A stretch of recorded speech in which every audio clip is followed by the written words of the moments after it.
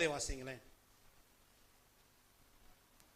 அது நிமித்தம் சாலமோன் யெரொபெயாமை கொல்ல வகை தேடினான். அது நிமித்தம், அதாவது இந்த யெரொபெயாம கர்த்தர் ராஜாவாக தெரிந்து கொண்டுட்டாருங்கிற தீர்க்க தரிசனம் சாலமோன் கேள்விப்பட்டுட்டான். கேள்விப்பட்ட உடனே சாலமோன் யெரொபெயாமை கொல்ல வகை தேடினான். யெரொபெயாம் எழுந்து எகிப்திற்கு ஷீஷாக்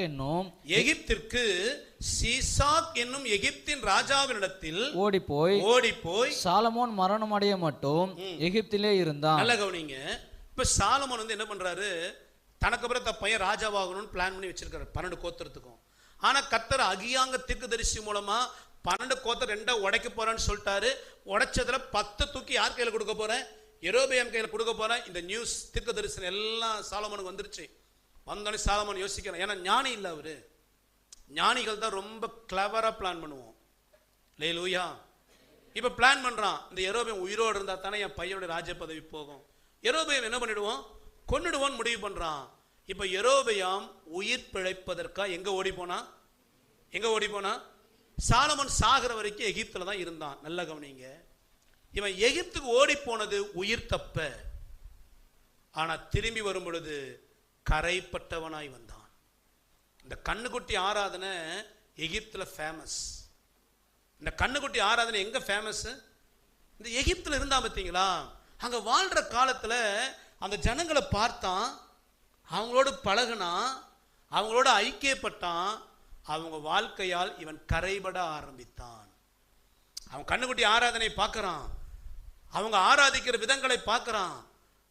ஏன்னா எகிப்து, அங்க எருசலேம் ஆலயம் கிடையாது, அங்க கர்த்தருக்கான பலிபீடம் கிடையாது.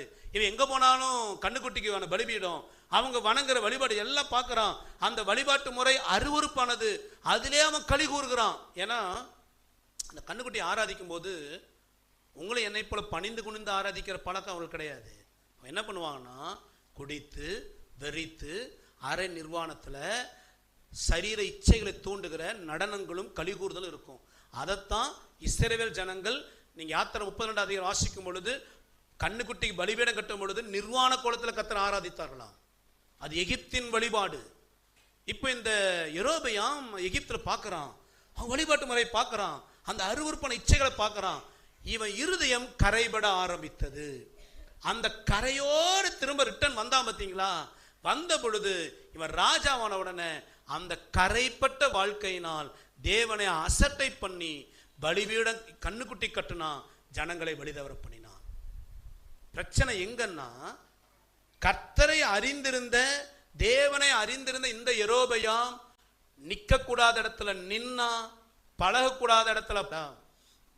சர்ச்சில் இருக்கும்போது நல்ல கர்த்தரை ஆராதிக்கிறோம், நல்ல ஆவிக்குரிய ஜனங்களோட மத்தியில் இருக்கும்போது கர்த்தரை குறித்து பேசுறோம், நல்ல கிறிஸ்தவ குடும்பம், அந்த குடும்பத்துக்குள்ள நல்ல ஜெபம் பண்ணி வசனம் எல்லாம் செய்யறோம். படிக்கிற இடம் போகும்போது, காலேஜ் போகும்போது, ஸ்கூல் போகும்போது, வேலைக்கு போகும் பொழுது, ஒரு இன்னைக்கு நிறைய எல்லா இடங்களும் இந்த ஐடி நல்ல கவனிங்க.